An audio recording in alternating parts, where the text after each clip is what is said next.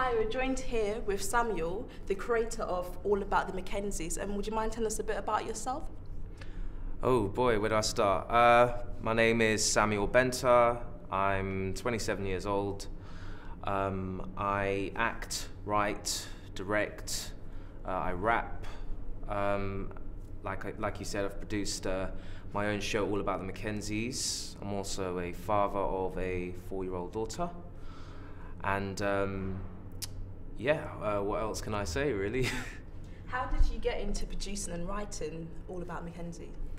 Okay, I can talk for a while on this. I'll try and keep it brief. But originally, that wasn't supposed to be the plan. I started off with acting. I've done some acting stuff for TV. And I saw that, that I wasn't seeing a lot of positive black representation on television. Everything that I saw was either stereotypes, or if there was anything on TV that had a black family, it was American shows. There was nothing that was British that was out there. And at the time, I think the last thing I saw that was on TV that had a black family was a BBC program called The Crouches. And I just thought, I'm tired of my agent calling me up saying, oh, there's an audition for this and that. And every time he had called me up or she had called me up, there was certain categories of the roles that were given. Like, the person would either be on an estate or something gang related, drug related. Everything was just kind of stereotyped, and I just thought to myself, hold on a second, how am I supposed to grow with my profession if I'm only doing the same kind of stuff? So then, that compounded with a situation I was going through with my daughter at the time, and her mum. I kind of combined all of that, and I wanted to create a show that was going to bring back family values, a show that was going to make some sort of change in the way black people are represented in a more positive light, a more positive scale. And I wasn't supposed to be the only writer originally. I was looking for other writers, I was looking for a director, I was looking for a producer, and eventually I ended up doing it all myself, but there was a reason that I was doing it all myself. I'm glad I chose that option, but I've been let down by a lot of people that show interest, or because you're not a name, no one wants to know who you are or want to work with you or invest in you, etc. So, I think the question was, why did I write it? Yeah. Why did I write it? Well, I think I've kind of answered that. I mean, we didn't have anything out there that was like that. There was nothing I couldn't see myself on screen, and I was fed up of the stereotypes, and I said some change had to be made, so I had to make a decision within myself to make that change for any change to happen. So that's basically why I created it. You said that there's not that much British, positive British show. So would you define yourself as a Tyler Perry in Britain? Do you know what? There was someone else who said that to me. I mean, I like Tyler Perry's stuff. Like I said, originally I wasn't meant to do all of that. Obviously, I've heard his story. My story is not like that. I mean, we all have different stories. We all have different backgrounds, experiences and stuff.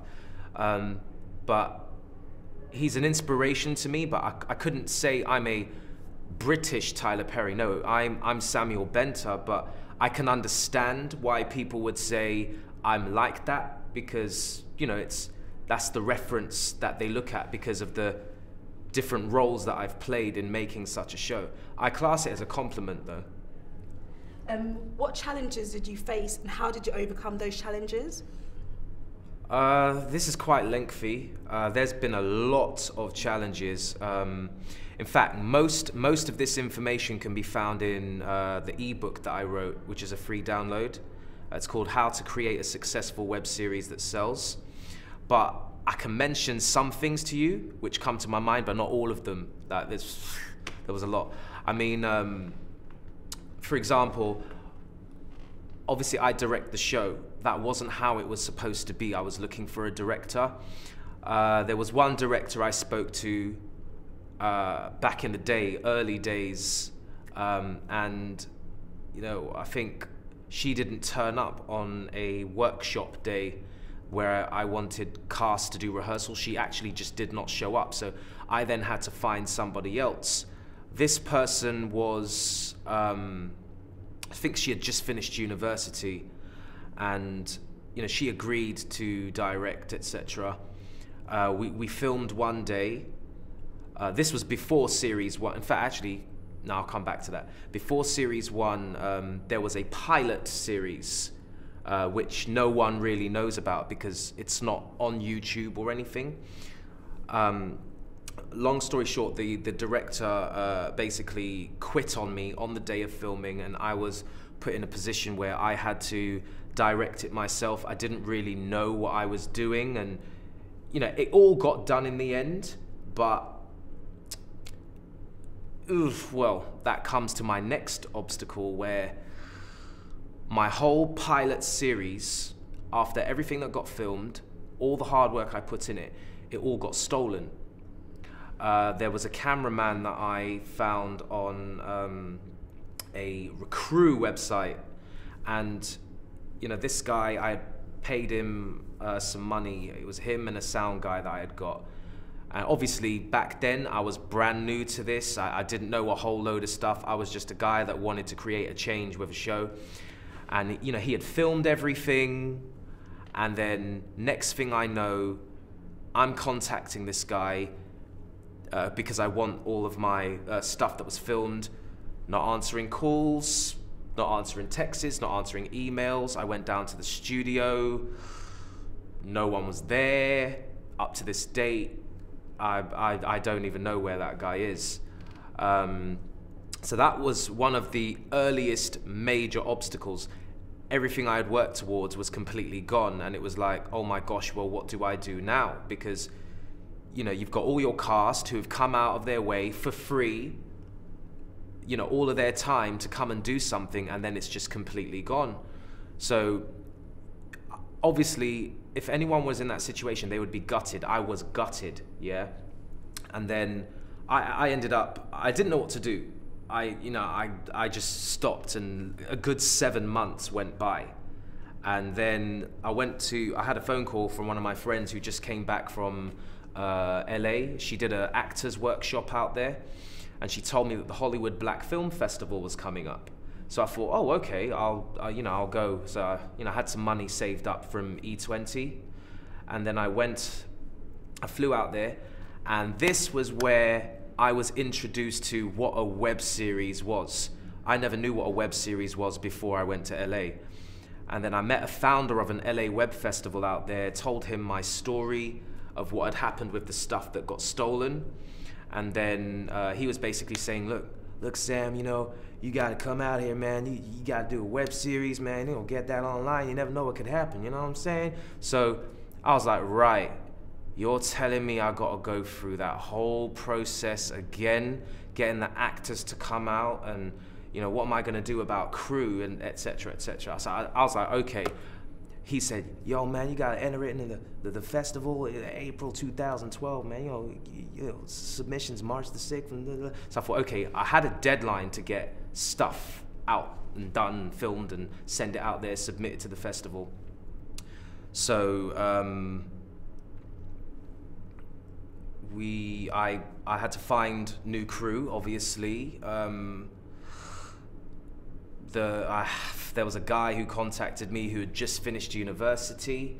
I knew he was probably going to be genuine because you've just finished uni and you want to get out and expose yourself, do some work.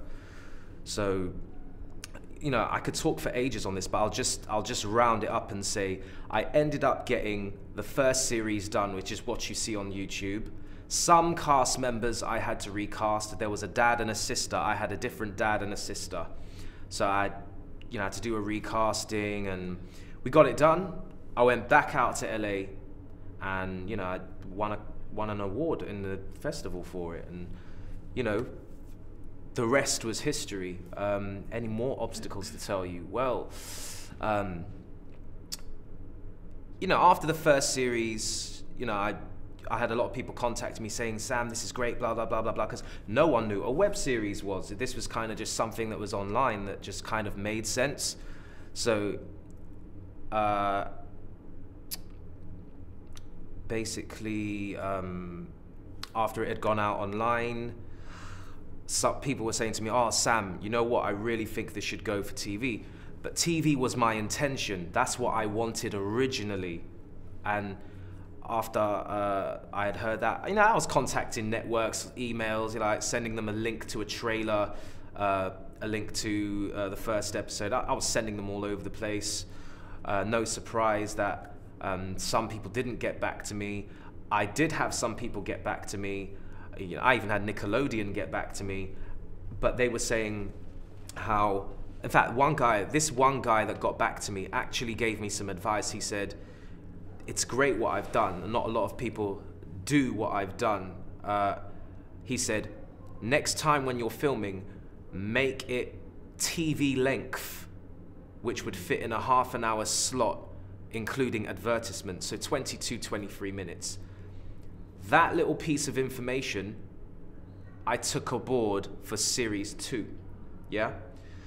CBBC, I went to CBBC because a lot of mums were telling me their kids were liking it, and at that time I didn't know where the direction of the show was going. Was I gonna go more of the children's route? I don't know. So I thought, okay, let me just contact them anyway. They contacted me back the same day that I had contacted them, and they wanted a meeting. So I went to BBC Manchester. I went over there. I was speaking to them about it. It was 2 middle-aged white women execs in CBBC. I'm not going to say their names. But yeah, they was like, the show's great, but the show's too black. So I was like, okay, well, they're a black family. What do you expect? So I kind of sat there like, right, okay. Anyway, they were more interested on the little girl of the show, who was 10 years old at the time. So I understand that. So I thought, okay, that's not an issue. I can make a show idea for around the little girl, like a spin-off sort of thing. So I thought that would have been a great way to tie in the show. I sent them an idea. They really liked it. You know, everything was all good. And they said, yeah, we really think this is going to be a big thing on CBBC. So I thought, okay, cool. They said they needed to pass it on to their controller.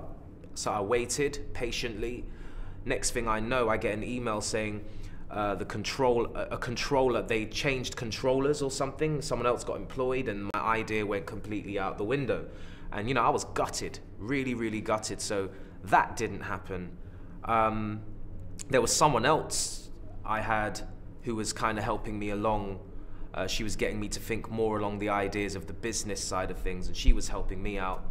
And she was going to introduce me to some investors for possibly funding a next series. Had a meeting with the investors, everything was all good. But when she found out her investors weren't interested, I got the idea that she wasn't interested because she had no more interest in me anymore. And I had built trust in this person for months, and, you know, I was gutted. I was left flat on my face once again. So it's been a constant loop-the-loop. There's so many obstacles. I can't explain all of them to you, but, you know, if you read the ebook, you'll see some of the stuff, well, all of the stuff that went on. But I can talk about more, but, you know. You said something about the producer saying that your film is too black. So how did you feel when she said that to you? And do you think that's always going to be an obstacle that you're going to have to overcome? That it's too black enough or doesn't fit into the white audience? So how would you work around that? How would you get past that issue? Well, it's funny how you can say to me a white audience, you know, we're in the UK, predominant white culture, right? But if you look at the statistics, you know, I think from last time I checked, you know, we've got probably about 2 million black people in the UK. 64% of those are in London itself, and as you go further north, they kind of just scatter. But yet you have a show like EastEnders, which is very popular, but you have more black people watching EastEnders than white people. It was very, very interesting when I got those statistics from one, I think his name was Marcus Ryder.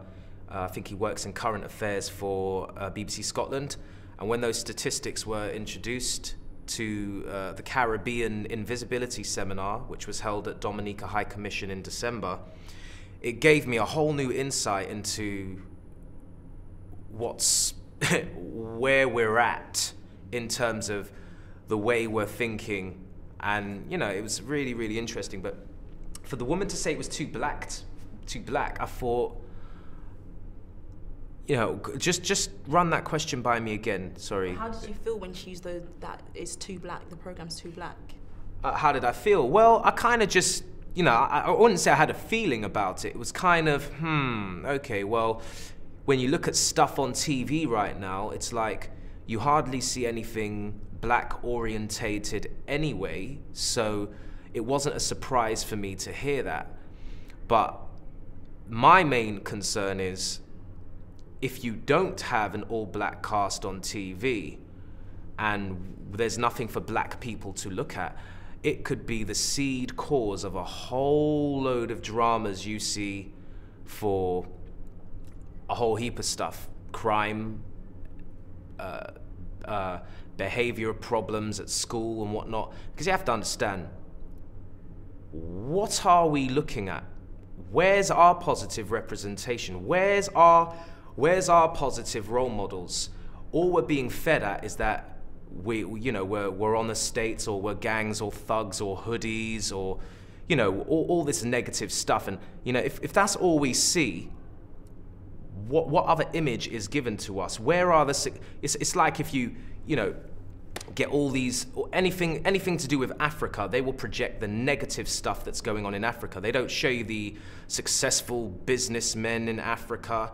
You know, they only show you the poverty or the starving kids and stuff like that. These are all negative images. I don't know how deep you want me to get with talking to you, but I can blatantly say what I'm seeing at is hypnotism, and it's keeping us as black people in a box, controlled, not knowing about ourselves, and that's exactly where we stay. And the problems seem to keep increasing. You know, you've got single parents on the rise. What has happened to the family unit? Like, when was the last time that a family sat at a table to eat dinner together? When was the last time a family sat down to play a board game together and have some fun? Everyone's kind of scattered. You know, I love social media. I love the technology that has come out to help us, but no one's having a conversation because they're on their iPad or they're on their phone. No one's talking. Communication has gone kind of down in terms of one-on-one interaction, me talking to you. Yeah, we can send a message to Facebook to our cousin in Antigua. Yeah, that's nice. But one-on-one interaction, that human connection, where is that? Because we've become so dependent on all these external devices. Where is the human connection, you know? Like I said, I'm not condemning technology, otherwise we can't get our stuff out there. But in terms of communication one-on-one, it's kind of lost. And there's this sense of we don't really know how to deal with each other anymore because we're too much on our devices. You go on the tube or a bus, you count how many people are on their phones or on their iPads. No one talks to each other. Everyone's scared to look each other in the eye. And if you do look someone in the eye, you have to quickly look down. You know you've done it. No one talks to each other. It's this constant low vibration of fear. I've probably stemmed away from your question, but I'm kind of just going with the train of thought because, you know, there's a lot to explain, So what motivates you and keeps you going? Because obviously you've been through a lot of things such as setbacks, struggles, and on top of having comments made to you such as this program's too black, what keeps you going? What motivates you to keep pushing forward to get that breakthrough? Okay, quite a few things. First of all, belief in myself keeps me going forward. Belief in myself that, you know, I know I'm talented. I know I can do this, I can do that. Knowing that I don't need to depend on another to tell me I can or can't do something, because I know I can do it. I've proven it to myself. My daughter's also a motivation as well. Knowledge keeps me grounded. And when I say knowledge, I mean, you know, I've read a lot of personal development books. I've been through an experience. There's a lot. In fact, there's another one as well. There's a lot we're not taught in school. A lot we are not taught, purposely, I might add. And you know, when you start getting into that frequency of thinking, it's like you begin to know what truth really is. Because to be honest, we really do need to just operate in love, not the opposite direction. What do most people want to watch? We want to watch something that's drama. It's like you want to watch people argue. You have to ask yourself, why do you want to watch that? Why are we so attracted to negativity? Because, you know, you're only going to resonate with that. And when I say resonate, I can step it up a notch and drop some science on you if you want.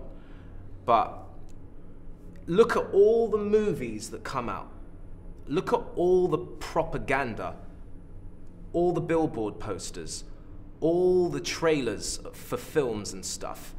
Let's start with film billboard posters. Most of them, even the names, it's all fear related. Prisoners, no one lives, vendetta.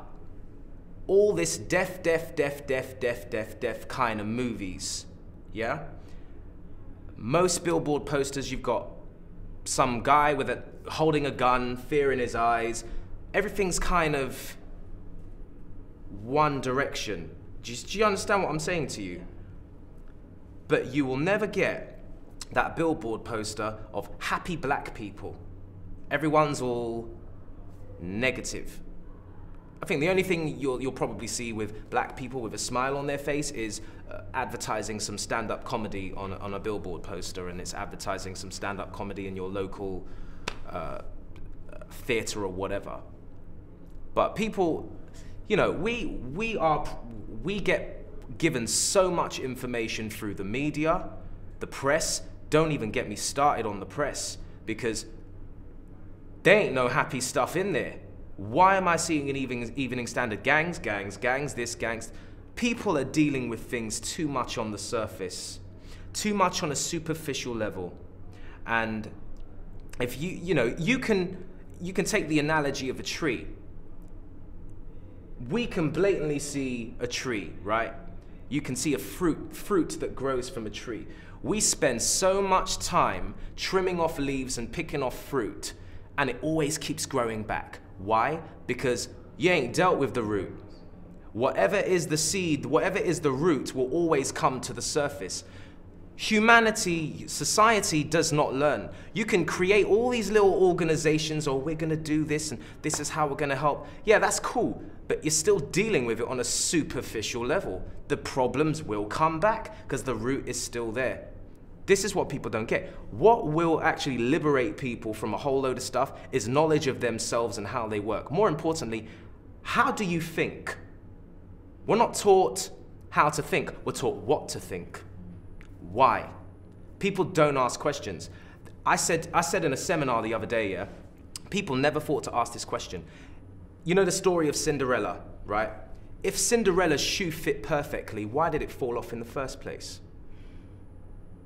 No one asked that question, but I'll ask that question, because people just believe what is given to them. No one asks questions. If you don't ask questions, you don't get no answers. It's kind of, yeah, I'll accept that, boom, done, move on. there's lots of things out here that is here to teach us a lesson, like, you know, laws of nature. We're here to learn. We're here to grow. We're not here to stay stagnant in a box. And what did that person achieve throughout their life? Probably nothing. So if that person didn't achieve nothing, then how are we moving forward? You know, we're in a society where, oh, I'm all about myself and I'm going to do this, be successful and move on. Or we seem to have this paradigm of thinking where there's not enough opportunities for everyone. But the truth is, there's more than enough for everyone. People need to create their own opportunity. And then a world of possibilities is opened up for you. Now that's abundance for you. That's a universal law. The same as if you throw a ball in the air, it's going to fall down. But because we're not taught this information, we're in ignorance. And people capitalize on your ignorance. People make money off your ignorance. You're being told constantly, buy this, buy this, buy this, do this, sign up for this now, da-da-da-da-da-da. And you know what? They'll make you believe it's all right. Why? Because there's a guy going like this in the poster, and they will go and buy it. Do you know what I mean? Probably some jackass that was probably an actor, you know, and they'll be like, okay, well, I'm going to go buy that. But the truth is, it's like, they'll tell you this is the solution to your problem. Or girls, if you don't buy that weave, ain't no guy's gonna want you. Or if you don't fit in a size 8, boy, don't even think about kids, boy, no man's gonna look at you. Or if you don't buy these new shoes, they're selling you something. Do you know what I'm saying? But it's like you feel these things are now a part of you. It's like, I know a girl that won't even step out of her house if she ain't got makeup on. Very, very insecure. You understand what I'm saying to you? It's like, it's crazy. You have these attachments to all these things. But you have to ask, why do you have this attachment to all these things? Once again, I may have gone off your question, but this is all very relevant. Because people think, oh yeah, Sam created a web series. Woo! No, there's depth to why this is being done. Like there's a lot of emotion, there's a lot of purpose behind what I've done. Like my purpose, you know, it's for people to grow in their consciousness, for them to realize that, you know what, you are great, you can do this. You know, just because you failed at school doesn't mean that's it. No, that's not. You look at all the greatest people, they ain't even had school, or they had little school. You know? But they tapped into something else within them and they thought, yeah, you know what? One thing they had was faith and belief to actually get on with an idea and create it. That's why you benefit driving your car. That's why you benefit flying to another country. You know, someone invented that. Someone invented a plane. Someone invented a car. You'd be naked in front of me right now if no one thought of those clothes. You know? Someone built this university. The people that are watching this interview are watching it on a device that someone thought of.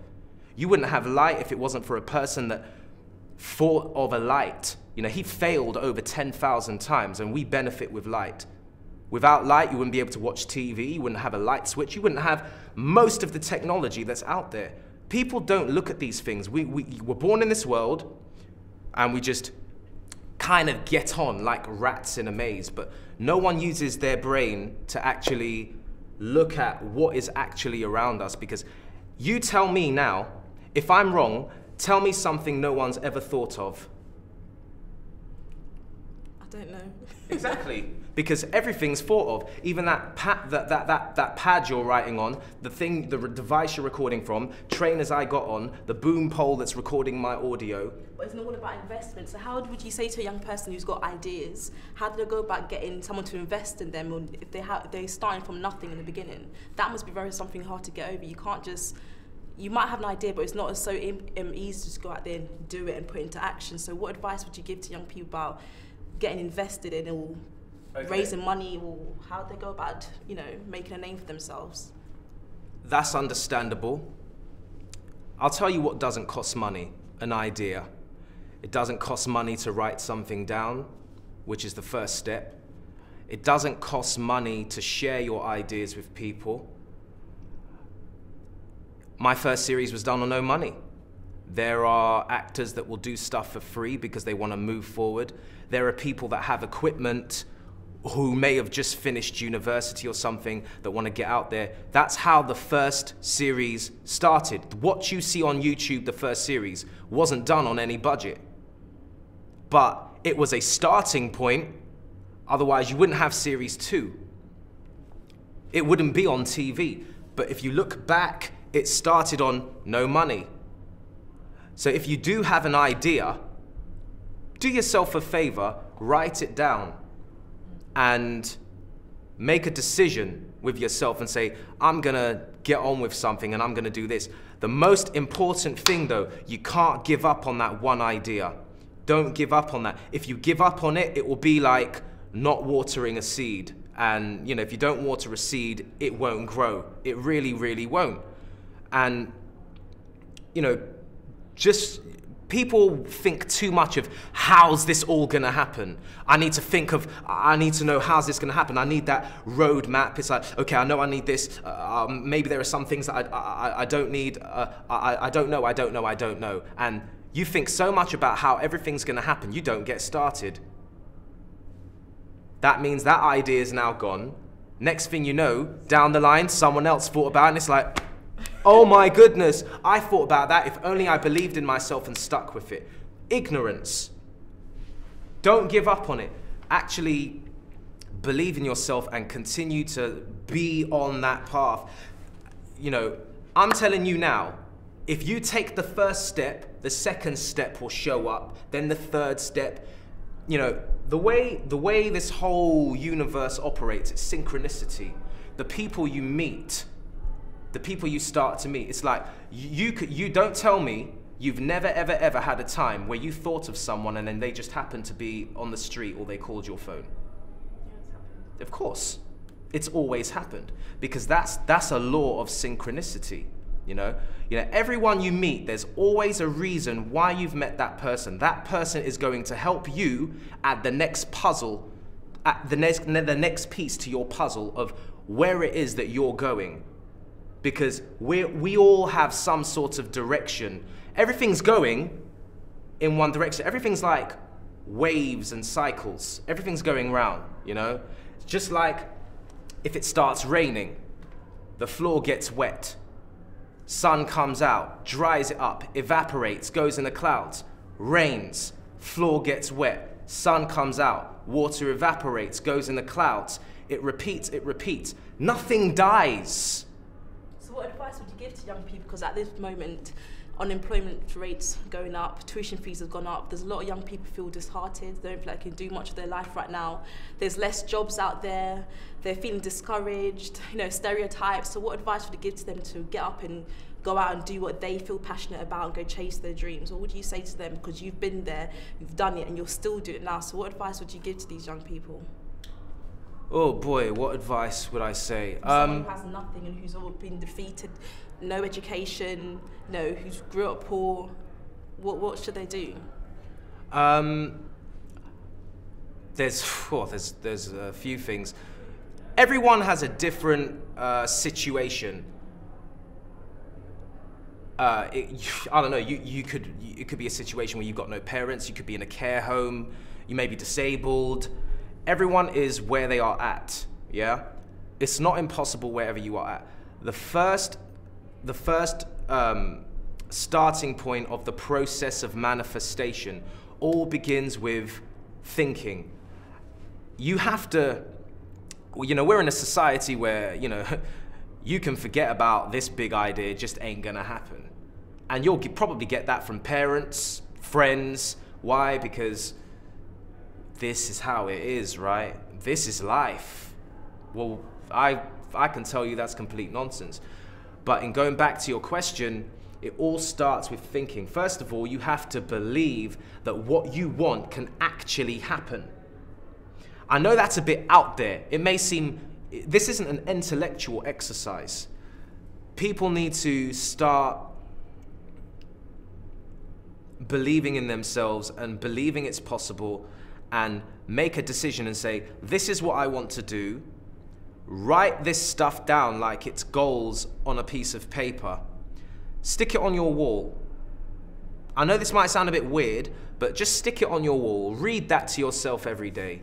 And wherever you are at, whatever your financial situation, get started on whatever it is you can to make that happen.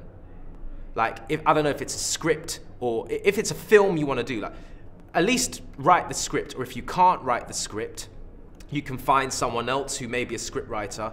Hey, I wasn't a script writer. I learned to write a script, you know? And just get started on it wherever you are at. Don't think about how it's all gonna come to pass, you know, or where's the money gonna come from. You don't need to think about none of that. Just get started where you are. And I understand, you know, there's not a lot of help out there. Some people, you know, put on a front that they'll help you. That's complete nonsense, and they end up not doing anything. But, you know, I mean, there's a perception that may be built around me because Sam's done this, Sam's done that, and you know, hardly anyone asks me any questions. And you know what? I'll give you an answer if you ask me a question. Do you understand what I'm saying to you? I am contactable. Like, you can actually speak to me. Or if there's a teacher who's watching this interview, you know, you can contact Sam and say, Sam, come speak to the students at my school, or come speak to the students at my college or university or at this care home, and blah, blah, blah, blah, blah, blah. You know, these things can be done. A lot of people have this perception where because this person is, you know, of a certain blah, blah, blah, it's like, he ain't gonna be interested in us. What, you know, why is he gonna want to do a community project, or why is he going to want to speak to us or do anything for us? Ask questions. You don't ask, you don't receive. Thank you. So what next can we be expecting from you? What's your plans for the future? Oh gosh, well, the future is infinite, but in a week's time, I'm going to be filming the next series of All About the Mackenzie, series 3. And, you know, just like you said about, where does a person get started? Well, this series, you know, I've got, I think, about 8 or 9 people that are doing work experience. You know, people struggle to get runner positions on top shows and stuff like that. You know, on Mackenzie's, you know, I've got like work experience opportunities where people can actually shadow me and see exactly what it is that I do. I mean, that's what I had done. I shadowed a director on EastEnders, which helped me so much. You know, I was able to actually do what I'm doing. So yeah, there's work experience for that. So that's All About the Mackenzies. The London Live launches March 31st, 2014. It's going to go on TV, so everyone's going to have access to that. So that's something that's coming up. For the future, well, whatever I say. Whatever I say. I mean, you know, I want to progress with my acting. I want to be in big movies. I like action, you know. There will be other shows that I will want to create. I mean, there is one I'm thinking of at the moment, which I've written. It's for the kids, you know. It's one of those CBBC kind of markets. It's a working title at the moment. I haven't decided what that's going to be. Other ideas for different projects. I mean, ultimately, I want to have my own television and film studios, because it's all about independence and being less dependent on other people. I've learned that throughout the journey I've had. By being dependent on people, everyone has kind of let me down, but one thing that's not let me down is myself, and I've managed to just get on with it and get results. And yeah, that's all I can say at the moment in terms of what is yet to come. But with what I've learned, many other opportunities can come your way that you never even thought of. Thank you for doing this interview with ShoutOut UK. We look forward to hearing a lot more from Samuel, and please do keep in contact with him, and I hope that everyone actually do watch this video, and we will be looking out for all about the Mackenzies. And thank you very much for your interview. That's okay. Do you have any final words? Any final words I'll say is, check out allaboutthemackenzies.com. I am going to be, going back to what you said about where people can get help and all of that, I'm going to be starting a blog soon where I'm going to be helping people. I've niched it down to actors, writers, directors, where I'm going to be helping them with how they can get started on a web series, how they can market themselves, and also how they can actually build a business online. And that blog is going to be webseriesking.com. If you go on it now, it'll probably be under construction, but it's coming, and you know, it's going to be big, and you know, it will help out a lot of people that are completely oblivious to what the hell's actually going on. So check out for that. Okay, thank you, Samuel, for agreeing to do this interview with ShoutOut UK. And yes, please do check out his website and his ebooks and his up and coming All About the Mackenzies. Thank you.